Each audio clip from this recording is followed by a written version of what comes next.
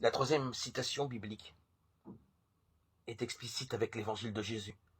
Il en va comme il est écrit dans Isaïe le prophète. Voix d'un cri dans le désert. Préparez le chemin du Seigneur, faites droit ses sentiers. Marc 1, 2. On ne s'étonnera pas de trouver là encore une modification du texte originel. Dans la Bible grecque, le cri d'un messager exhorte en effet les exilés à accueillir la délivrance que Dieu lui-même viendra leur faire goûter. Préparez le chemin du Seigneur, faites droit les sentiers de notre Dieu. Isaïe 43. Or, là où la version originelle du livre d'Ésaïe évoque la venue salutaire du Seigneur notre Dieu, l'évangile de Marc emploie un simple pronom à la troisième personne. Préparez le chemin du Seigneur, faites droit ses sentiers.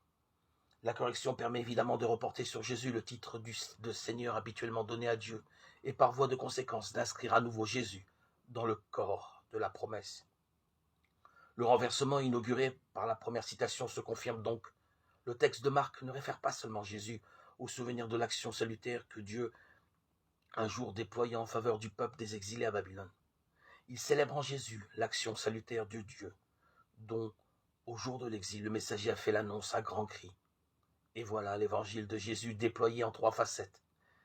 Jésus est lui-même l'irruption de Dieu qui vient, celui par qui nous recevons de goûter une inimaginable nouveauté de nous-mêmes, et tout à la fois le don salutaire par la force duquel nous sommes introduits dans cette nouveauté.